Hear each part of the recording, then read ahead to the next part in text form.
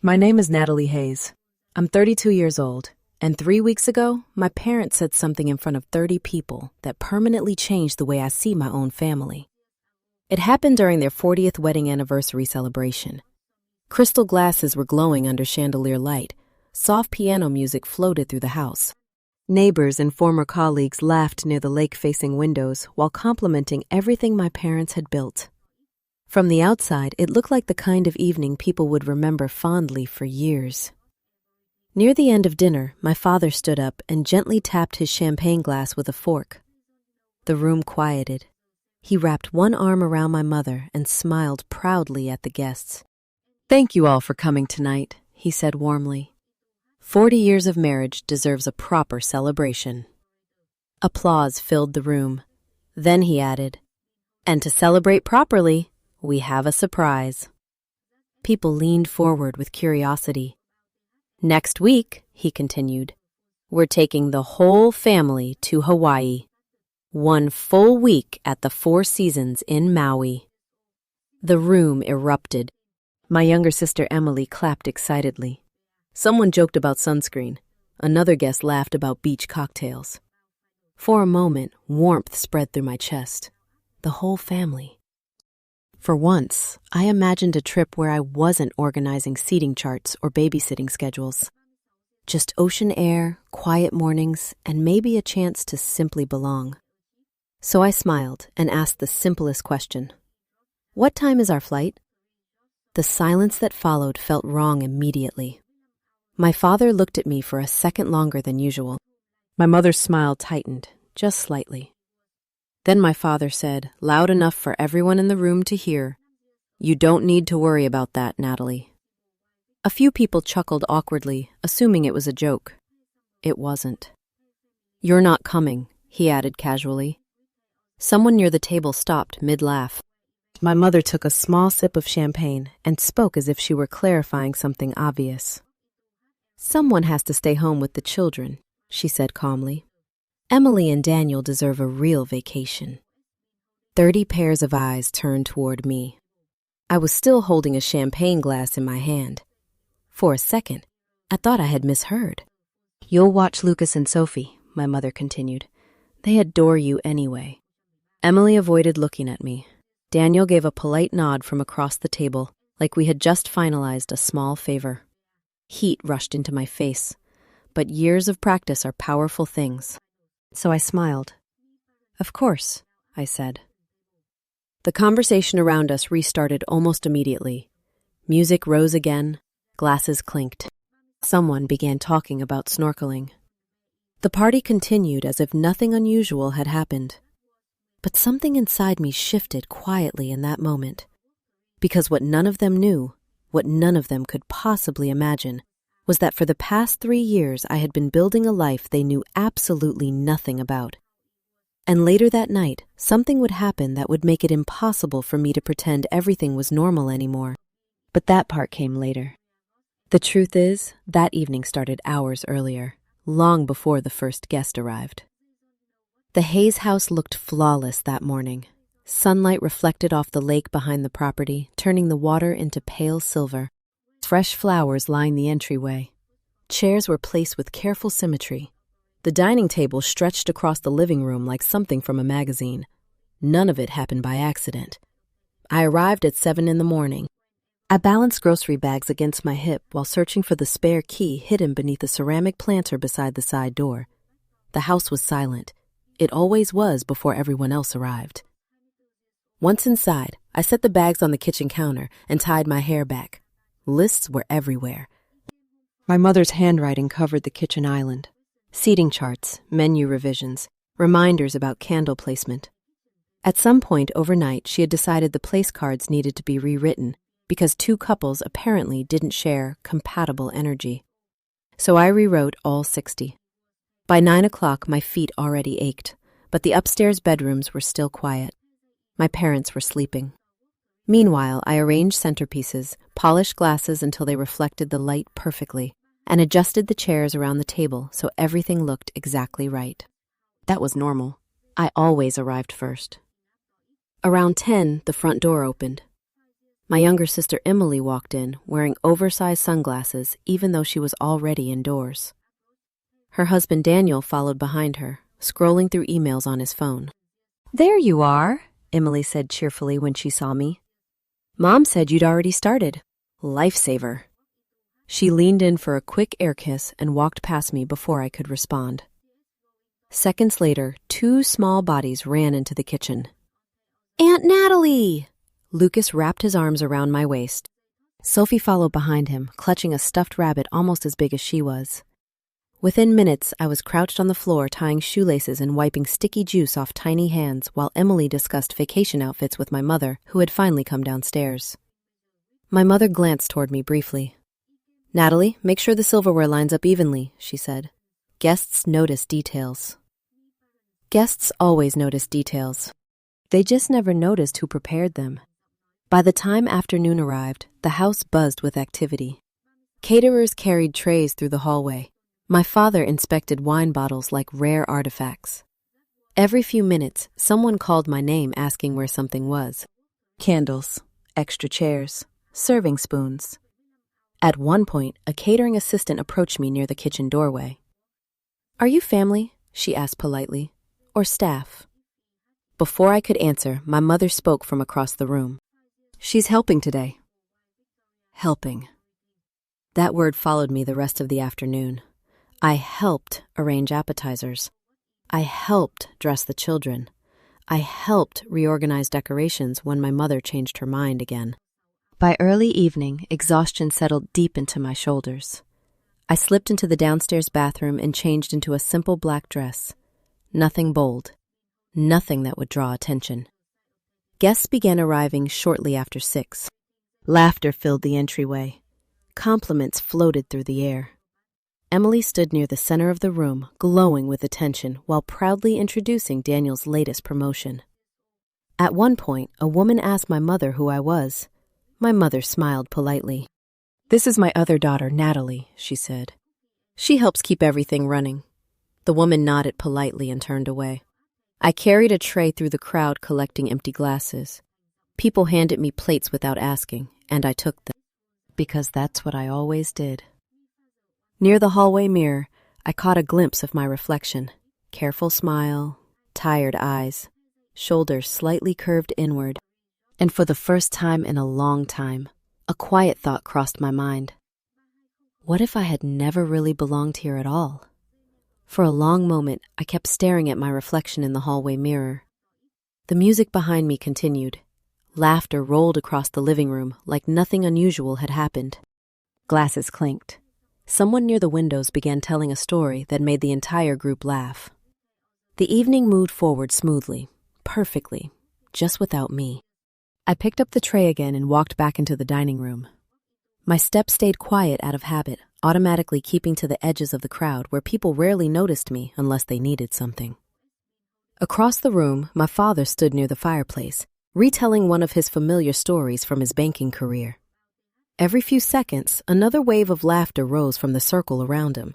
My mother hovered nearby, adjusting flowers that didn't need adjusting, smiling whenever someone complimented the evening. Emily stood in the center of another group, proudly repeating the same sentence over and over. "Daniel just made senior partner," she said brightly. Each time she said it, my mother's face lit up again. I passed them carrying a tray of appetizers. Emily barely glanced at me. "Natalie, can you take the kids for a minute?" she said quickly. "We need to talk to the Walkers." Lucas and Sophie were already reaching toward me before I could answer, so I took them into the kitchen. Lucas refused to eat his vegetables. Sophie spilled juice across the counter and started crying. I wiped her hands with a damp towel while telling Lucas a short story to distract him. Through the swinging doors, I could hear applause rising again in the dining room, the adults enjoying the party uninterrupted. No one noticed I hadn't eaten all day. By the time I returned to the dining room, dessert was already being served.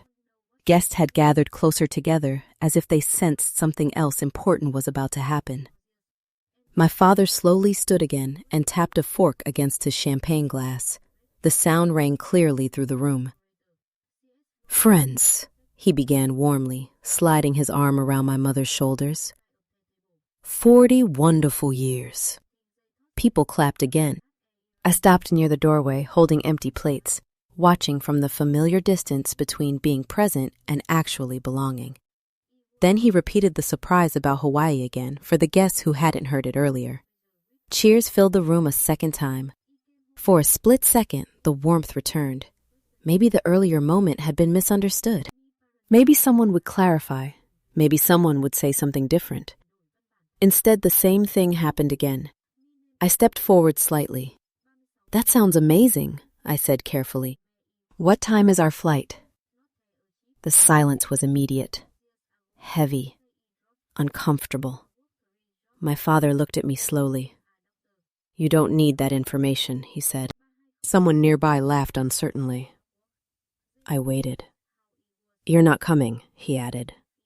The words fell into the room like something fragile shattering. A woman across the table suddenly focused very hard on cutting her dessert. My mother spoke next, her tone calm and practical. "Emily and Daniel really need a break," she explained to the room, as if this had already been decided weeks ago. "Someone has to stay behind with the children." Her eyes finally landed on me. "You'll take care of Lucas and Sophie." 30 people were watching. Every movement suddenly felt too loud. My fingers tightened around the plates I was holding. Emily looked down at her glass. Daniel gave a small, polite nod as if confirming a minor arrangement. "It's only a week," he said. "The kids love you." A quiet voice somewhere behind me whispered, "Poor girl." My hands trembled. But I had practiced smiling through uncomfortable moments for years. So I did it again. "Of course," I said. Almost instantly, the music grew louder and conversations restarted around the room. Someone asked my father about snorkeling excursions. Another guest requested another bottle of wine. The moment vanished, or at least it vanished for everyone else.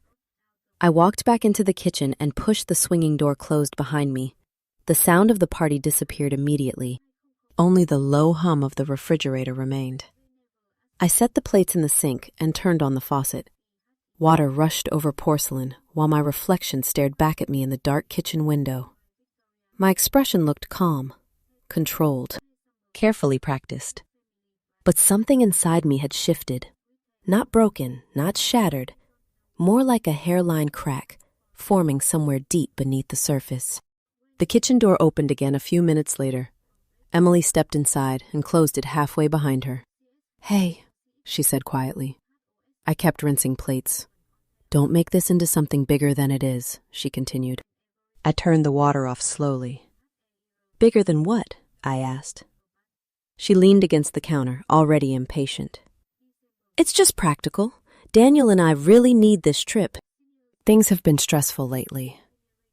"Practical?" I repeated. She sighed. "You know your schedule is flexible." Flexible, the polite word for disposable. Emily pulled out her phone. "I actually made a list," she said, scrolling quickly. "Bedtime routines, allergies, pediatrician numbers. I'll send it to you tonight." She spoke like someone assigning tasks to an employee. Daniel appeared briefly in the doorway behind her. "All good?" he asked. Emily nodded. "Natalie's fine." He gave me a quick, grateful smile. "We really appreciate this." Then they both disappeared back into the noise of the party. The kitchen felt smaller after they left. I finished cleaning long after the last guests began saying their goodbyes. Midnight arrived quietly. Chairs scraped across the floor upstairs. Doors closed. The house slowly fell silent. My parents went to bed without checking if I needed help finishing. That part wasn't unusual. I was folding tablecloths at the kitchen island when I remembered an email I needed to send for work. My laptop was at home, but my mother's computer sat open on the counter. She borrowed my things all the time, so I opened it. Her email inbox was already logged in. I wasn't trying to look through anything, but my name caught my attention immediately. The subject line read, "Hawaii Arrangements, Natalie." My stomach tightened. For a moment, I told myself to close the screen. Respect privacy. Pretend I hadn't seen it. Instead, my finger clicked. The email opened. The first message was from my mother, sent about a week earlier.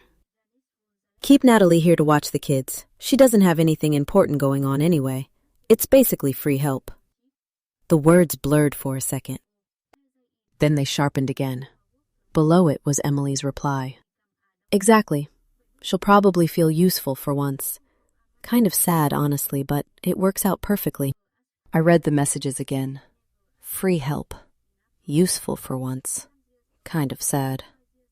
A floorboard creaked somewhere upstairs. My heart jumped. Quickly, I pulled out my phone and took screenshots of the messages while my hands shook. I emailed them to myself, then closed the email thread and cleared the browser history, just as footsteps moved down the hallway above. Silence returned.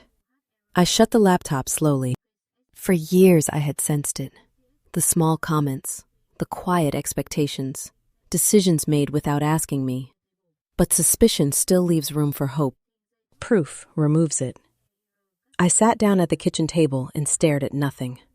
They didn't think they were being cruel. To them, this arrangement was normal. I wasn't forgotten. I was assigned. The dependable one. The helper. The extra piece that made everything else easier. Headlights from the last departing guest briefly swept across the walls through the window. Then the house went dark again. I waited for tears. None came. Instead, something colder settled inside my chest. Clarity. If they truly believed my life existed only to support theirs, then maybe I didn't belong in their story at all. And for the first time, another thought appeared quietly behind that realization. If I was only staff in their life, maybe I was allowed to leave. The thought stayed with me long after I left the house. Maybe I was allowed to leave. The words repeated quietly in my head while I drove back to my apartment that night. The streets were mostly empty, the lake reflecting pale streetlights as the car moved past it. I should have been crying. Instead, I felt strangely steady, not calm in a comforting way. More like the kind of stillness that comes after something you've suspected for years finally proves itself true. When I reached my apartment building, the familiar brick walls felt almost comforting. The hallway lights flickered the way they always did, and the carpet still carried that faint smell of detergent and old dust. None of it was impressive. But when I stepped inside my apartment, something in my chest loosened. Here, no one needed anything from me. I dropped my keys onto the counter and sat down on the couch without turning on the lights. Outside the window, distant traffic hummed while the refrigerator clicked on and off in the kitchen. For a long time, I didn't move. Eventually, my mind drifted somewhere else. 3 years earlier, back before that anniversary dinner, before the screenshots, before the realization that my place in my family had always been something closer to a function than a relationship. Back then, I had been in a relationship with someone named Eric. 4 years together. We talked about ordinary things people talk about when they assume their future is already decided. Houses, marriage, weekend trips. The kind of plans people make when they don't imagine those plans disappearing. One evening, we sat across from each other in a small restaurant downtown. Eric kept looking at the table instead of at me. Finally, he spoke. "I care about you," he said carefully. My stomach tightened. "But I don't think I'm in love with you anymore." I remember nodding automatically, like my body already knew how to behave in moments like that. He rubbed his hands together nervously. "You're just always there," he added quietly. "Reliable. Comfortable. Comfortable.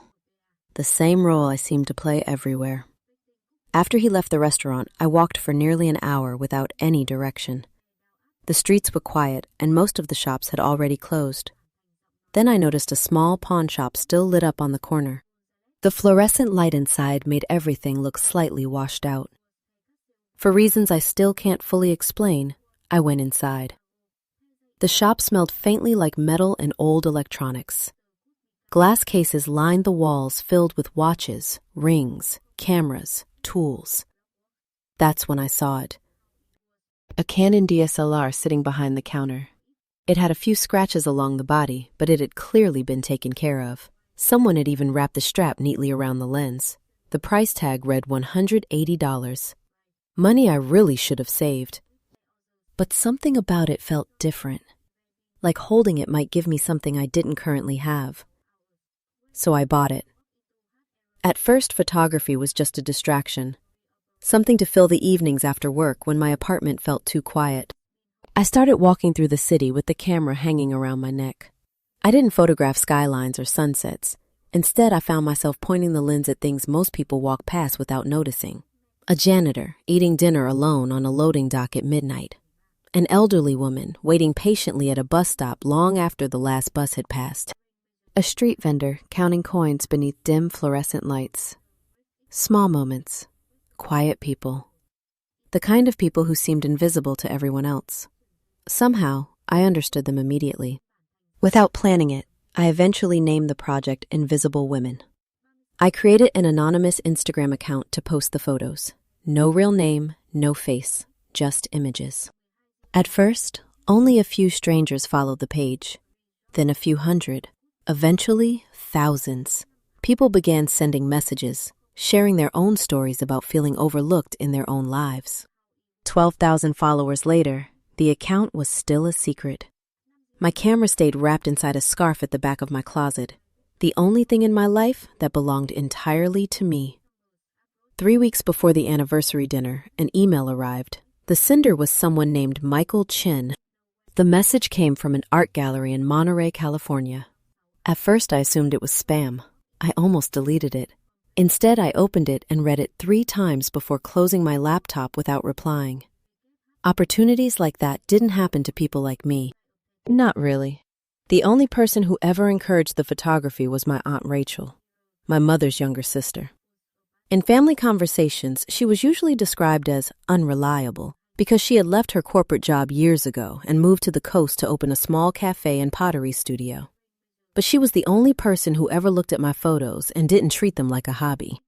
"You don't just take pictures," she told me once during one of our Sunday phone calls. "You notice people." No one had ever described me that way before.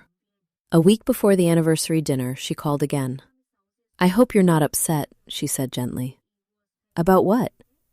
"I showed your page to a gallery owner." My heart nearly stopped.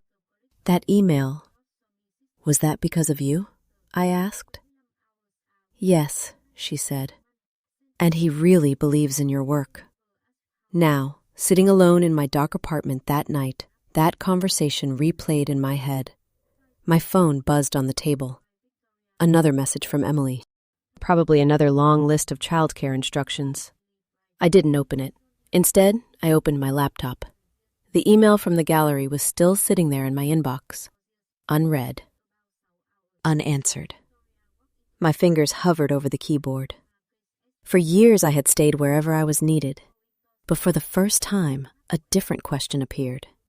What would happen if I went somewhere I was wanted? I stared at the message for several minutes before typing a response, then deleting it, then typing it again. Doubt whispered every familiar fear. What if this was a mistake? What if I wasn't good enough? But the screenshots from my mother's email were still open on my phone beside the laptop. Free help. Useful for once. The words felt heavier each time I remembered them. Before I could overthink it again, I typed, "Yes, I would love to meet." I pressed send.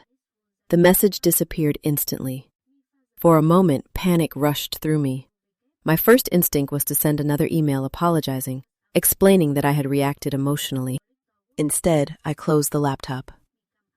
Morning light slowly began creeping through the blinds. I hadn't slept at all. A few minutes later, my phone buzzed again, a reply. Michael Chin. "Natalie, I'm very glad you responded. Your work deserves to be seen. Let's arrange a meeting when you arrive in California." Deserves. The word felt unfamiliar directed at me. Another notification appeared seconds later. Emily again. I finally opened her message. It was exactly what I expected. Bedtime schedules. Allergy lists. Emergency contacts. Instructions written as if my agreement had already been decided. The final line read, "We're counting on you." Not, "Can you help?" Not, "Are you available?" counting on you. Something inside me grew very quiet. Not anger, something clearer than that. I stood up slowly and walked to my closet. My clothes hung neatly inside, mostly neutral colors chosen over the years because they drew the least attention. At the very back sat the scarf wrapped around my camera. I pulled it out carefully. The familiar weight settled in my hands. Small scratches across the metal told the story of every early morning walk and every late-night photograph. Moments that belonged only to me. I raised the camera toward the window. Sunlight cut through the room. Click. The sound felt decisive. My phone rang. Aunt Rachel. "I had a feeling you'd answer the gallery," she said warmly. "How did you know? You sound different." I sat down on the edge of the bed. "I don't know if I can actually leave," I admitted quietly. "Yes, you can," she said immediately. There wasn't even a pause. "I have a spare room above the cafe. Stay as long as you want. The gallery is 20 minutes away." The offer felt unreal.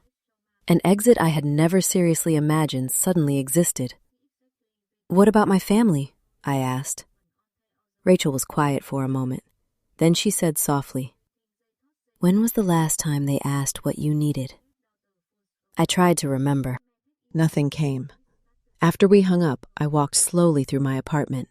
The worn couch, stacks of paperwork, the quiet sense that my life here had always been temporary. My phone buzzed again. This time, it was a message from my mother. "Come early tomorrow. We still need help preparing for the trip." Help. No question, no thank you, just expectation. I opened my laptop again and searched for flights to California. The price made my stomach tighten. For a moment, my hand hovered above the trackpad. Then I clicked purchase. The confirmation appeared immediately. Departure, 2 days. My heart began racing. I stared at the screen for a long time. No dramatic music, no sudden certainty. Just a quiet understanding settling slowly into place. I walked to the closet and pulled out an old suitcase. Dust rose as I unzipped it and set it on the bed. For the first time in my life, I wasn't packing because someone needed me somewhere. I was packing because I had finally decided to leave. The flight confirmation stayed open on my laptop screen for a long time after I bought it. Departure, 2 days. My heart was still beating too fast, like my body hadn't fully processed what I had just done. I closed the computer slowly. Then I finished packing. Not everything, just the essentials. Clothes, my laptop, and the camera that had quietly carried me through the last 3 years. By the time I finally slept, the sky outside my window was already turning pale with morning light. 2 mornings later, I drove back to my parents' house. The neighborhood looked exactly the same as it always did. Perfect lawns, quiet streets, houses that seemed designed to suggest stability and success. Their driveway was already full when I arrived. Suitcases sat neatly beside the garage, bright luggage, beach bags. A cooler packed for the trip to the airport. Through the front windows, I could see movement inside. My mother paced across the living room, holding printed travel itineraries. Emily sat on the couch, scrolling through photos of the resort on her phone. My father relaxed in his usual chair, reading the newspaper. Everything looked normal, as if nothing in the world had shifted. I stayed in the car for a moment, gripping the steering wheel while my pulse echoed in my ears.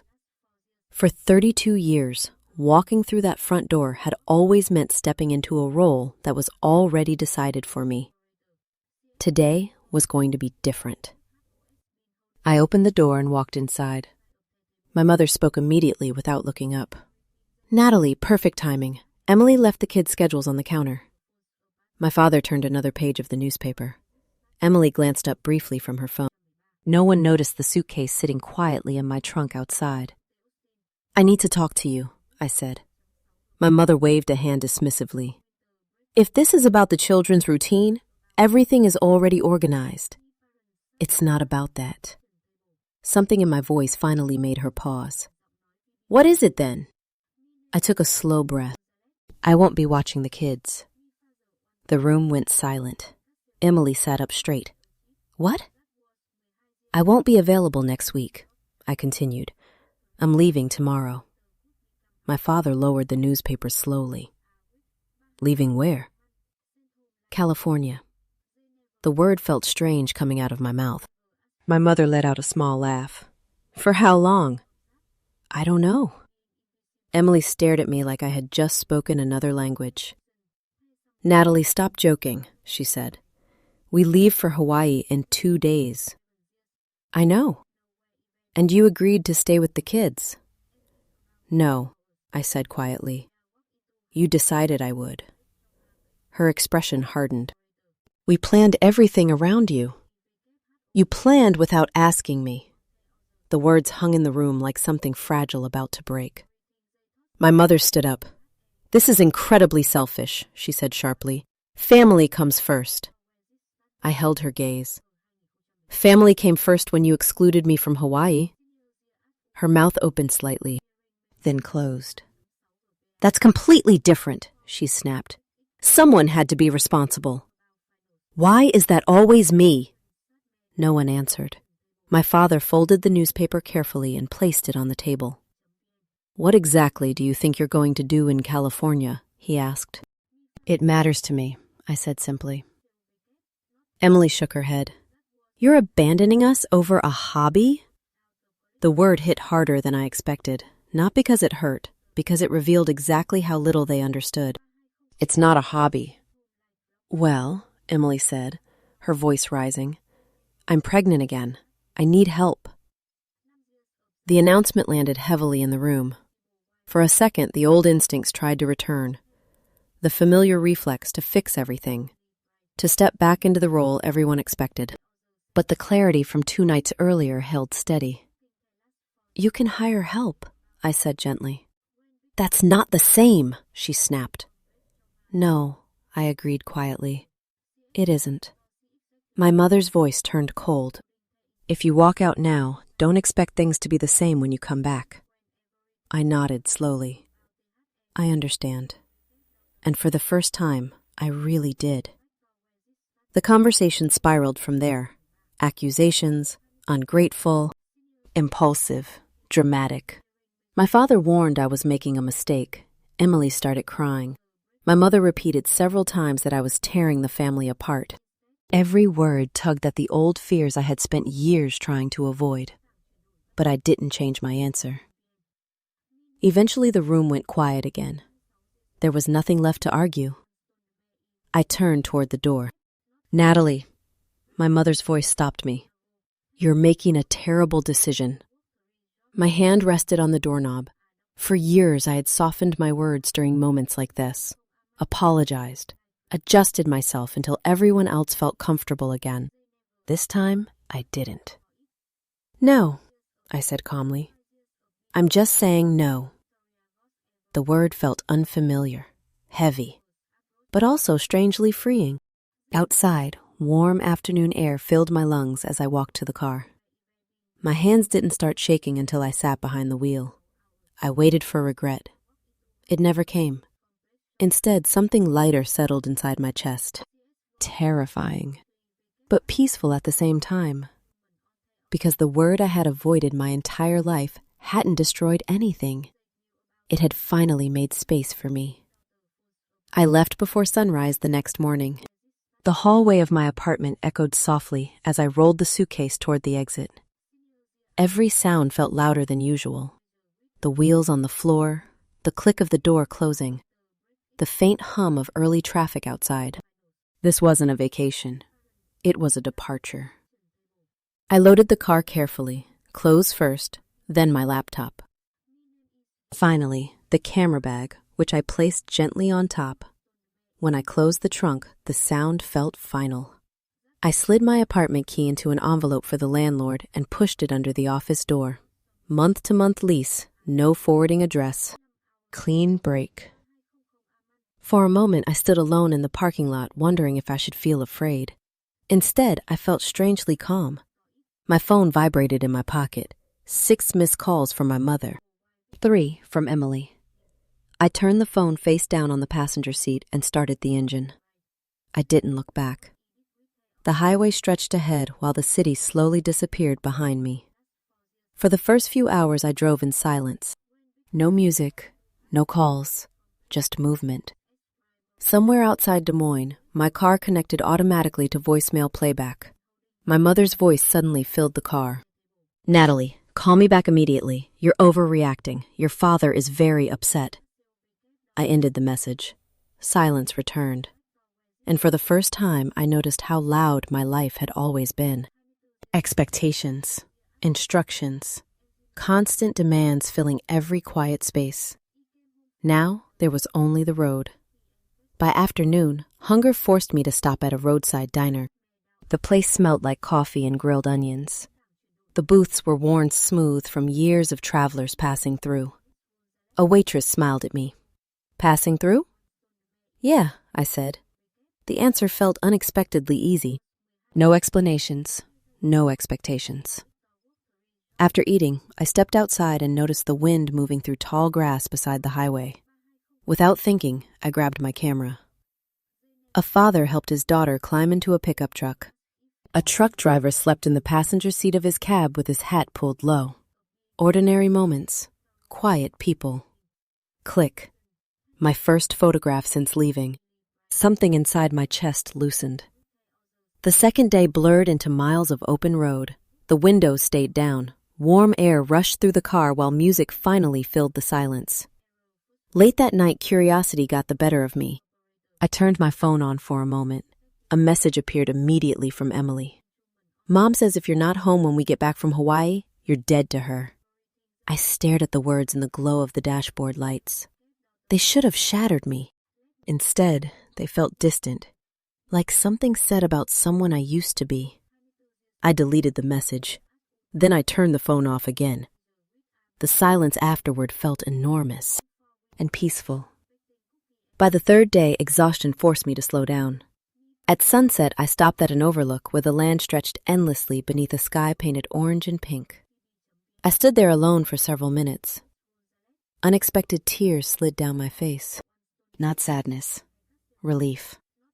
I lifted the camera again. Click. Freedom looked like open space. 2 days later, the mountains began to give way to coastline. Then suddenly, the Pacific Ocean appeared beside the highway. Vast, blue, impossible. I rolled down the window and breathed the salt air deeply. My phone buzzed briefly when I turned it on for directions. A message from Rachel waited. "Your room is ready, ocean view. And Michael wants to meet you. Tomorrow." Tomorrow. The future was no longer distant. It was waiting. When I finally pulled into the driveway of Rachel's cafe, she was standing on the porch with her arms open. "Welcome home," she said. And for the first time in my life, that word didn't mean obligation. It meant belonging. The next morning, I woke to the sound of waves. For a few quiet seconds, I didn't remember where I was. Gray morning light spilled across the room, and the ocean moved somewhere beyond the open window with a steady rhythm that felt almost unreal. Then it came back to me. The drive, the decision, the life I had stepped out of without looking back. California. I sat up slowly and pulled the blanket around my shoulders. Beyond the rooftops, the Pacific stretched wide and calm beneath the pale sky. Back home, mornings had always started with noise, messages, requests, reminders, expectations arriving before I had fully opened my eyes. Here, there was only silence. Downstairs, I heard dishes clinking softly. I got dressed and made my way to the cafe just before 6. Rachel was already behind the counter, tying on her apron, moving with the kind of easy confidence that comes from building a life on your own terms. "First shift starts early," she said with a smile. "Coffee doesn't wait for anybody." The harbor cup smelled like fresh bread, espresso, and warm cinnamon. Sunlight filtered through the front windows as locals wandered in one by one, greeting Rachel by name. A few glanced at me with mild curiosity, but nobody asked where I came from or why I was there. They just ordered coffee and said thank you. It was such a small thing, being looked in the eye, being spoken to like I was fully there, but by noon I realized something strange. I had smiled more in 6 hours than I had in months. Rachel handed me a glass of water and leaned against the counter. "You've got somewhere to be," she said. My stomach tightened instantly. The gallery. I left the cafe just after lunch and walked slowly through town, trying to steady my breathing. Carmel felt almost too beautiful to trust. Small shops, quiet sidewalks, open gallery doors, paintings and wide windows, people strolling without rushing. Outside Lakeview Art Gallery, I stopped. For a moment, I just stood there looking at my own reflection in the glass. Nervous, unsure, trying very hard not to turn around. Then I opened the door. The space inside was bright and still. White walls, soft lighting, carefully spaced work. Everything in the room felt intentional, as if each piece had been given room to breathe. A tall man with silver hair looked up from a desk near the back. "Natalie Hayes?" he asked. I nodded. He came forward and shook my hand. "Michael Chin, I'm glad you came." His voice was calm, unhurried. He walked me through the gallery, talking about how exhibitions were built not just around art, but around emotional movement. He spoke about pacing, light, silence, and how viewers needed space to feel what they were seeing. Then he stopped in front of a screen displaying one of my photographs. An elderly woman at a bus stop, hands folded in her lap, face turned slightly away, waiting. He looked at the image for a second before speaking. "This one stayed with me," he said quietly. I swallowed. "She was there almost 40 minutes, I said. Nobody spoke to her. Michael nodded once. "You notice the people most others pass by. That's rare." Something in my chest tightened, not from fear, from being understood too clearly. He turned to face me. "I'd like to offer you a solo exhibition." For a second, I thought I'd misheard him. "A what?" "A solo show. 15 pieces. 6 weeks from now." I just stared at him. He kept speaking, gently, professionally. The gallery would handle printing, framing, installation, promotion. I would receive 60% of the sales. The words reached me slowly, like they had to cross some invisible distance before I could believe them. For 3 years, my work had lived in secret, anonymous, safe, hidden behind a screen. Now someone wanted to put my real name on a wall. "I don't know if I'm ready," I admitted. Michael gave a small smile. "Most people aren't." He placed a contract in front of me. At the top, printed neatly in black letters, were words I had never seen attached to me before. Artist, Natalie Hayes. I looked at the page for a long time. In my family, I had always been introduced through usefulness. The one who helped. The one who handled things. The one who kept things moving. Here, the entire room was asking me to stand in the center of my own work and claim it. Michael didn't rush me. No pressure, no persuasion, just belief. I picked up the pen and signed. The next 6 weeks moved faster than I expected. Mornings at the cafe steadied me. I learned regular orders, carried warm plates to tables, wiped counters, listened to conversations that had nothing to do with obligation. In the afternoons, I worked at the gallery with Michael. We selected prints, compared frames, tested lighting, rearranged walls until each image had the right amount of space around it. For the first time in my life, my opinion wasn't an afterthought. It mattered. The morning of opening night, I stood outside the gallery, staring at the words on the front window. Invisible Women, photography by Natalie Hayes.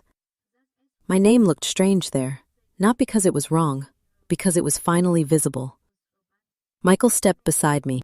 "You ready?" I let out a nervous laugh, not even close. "That's fine," he said. "It means this matters." By evening, the gallery glowed softly under warm lights. Music drifted through the space. Guests moved slowly from photograph to photograph, with champagne glasses in hand, speaking in low, thoughtful voices. No one was rushing. No one was skimming. They were looking. Actually looking.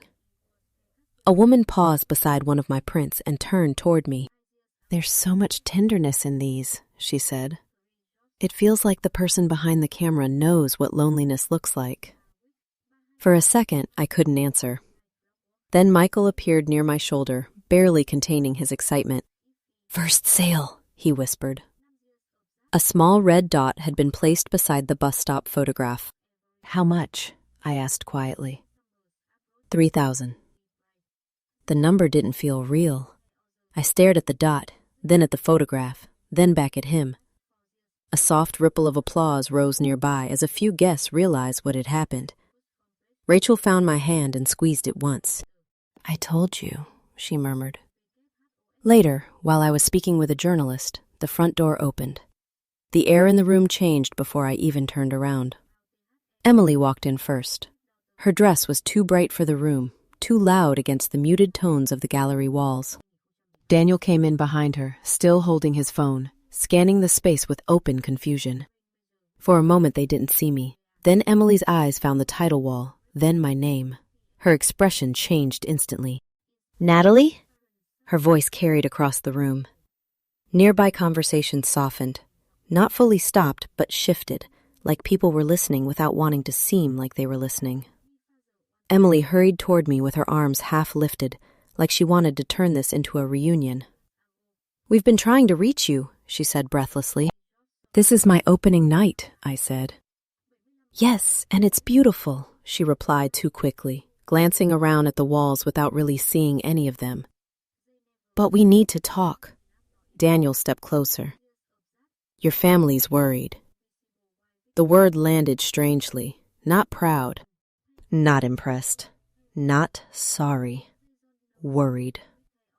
Emily lowered her voice, though not enough. "I'm pregnant again," she said. "Things have been really hard since you left. We need you to come home." Need, that word again. Always need. Around us, people pretended to keep studying the photographs, but I could feel the room listening. I looked around the gallery. My work on the walls. Strangers pausing in front of moments I had seen and captured alone. My life standing there in plain view. "I live here now," I said quietly. Her smile faltered. "Natalie, don't be dramatic. This is amazing, sure, but it doesn't change anything. Family comes first." Before I could answer, Rachel stepped up beside me. "She is putting family first," Rachel said evenly. "Her own." Daniel's jaw tightened. "With respect, this is private." A collector standing nearby lifted an eyebrow. "Not anymore," she said coolly. "You walked into an artist's opening and made it public." Silence spread outward from us. Emily glanced around, finally aware of the audience. "Can we please talk somewhere else?" she whispered. For most of my life, I would have followed her immediately. I would have stepped away, lowered my voice, softened the moment, made room for everyone else's comfort. This time, I stayed exactly where I was, because for the first time, I wasn't standing at somebody else's event. I was standing in my own. And I realized, in that moment, that leaving home hadn't only changed where I lived, it had changed who I was willing to become. 3 weeks earlier, in a room full of people, my father had said something that changed the way I understood my place in my own family. "You're not coming." Back then, 30 guests had watched me stand there smiling politely while being assigned a role I never agreed to. Tonight, I stood in a quiet gallery surrounded by photographs that carried my name. The room was still. Emily shifted awkwardly in front of me. Daniel crossed his arms, waiting for me to give in the way I always had before. "Natalie," Emily said softly, "we didn't mean it like that." For a moment, I simply looked at her. Then I reached into my purse and pulled out my phone. "I didn't leave because of the trip," I said calmly. I opened the screenshots and read the message out loud. The words hung in the air. Free help. Useful for once. Kind of sad. The room fell completely silent. Emily's face drained of color. Daniel looked down at the floor. For the first time, neither of them had anything to say. A woman standing nearby slowly lifted her champagne glass. I think, she said thoughtfully, glancing around the gallery, this artist clearly has something very important to do. Soft applause followed, not loud, just steady. Rachel joined in first, then Michael, then several strangers who had spent the evening studying the photographs on the walls. Recognition, not for confrontation, for truth. Emily wiped at her eyes. I didn't realize you felt that way, she whispered. That's the problem, I replied gently. No one ever asked. Daniel quietly placed a hand on her shoulder, and without another word, they turned and walked toward the door. The gallery returned to its quiet hum as conversation slowly resumed. Guests moved between the photographs again, speaking softly about light, loneliness, and the people inside the frames. Later that night, after the last guest left, Michael handed me the final numbers from the opening. 8 photographs sold. I stared at the paper, not because of the money, but because of what it represented. Being seen. Outside, the ocean breeze drifted through the open doors of the gallery. Rachel slipped her arm around my shoulders. You okay? She asked. I looked back at the walls one more time. For the first time in my life, I wasn't invisible. Sometimes choosing yourself doesn't break a family. Sometimes it simply reveals who was willing to see you all along. And if you've ever felt invisible in your own life, maybe your story isn't about disappearing. Maybe it's about finally stepping into the frame.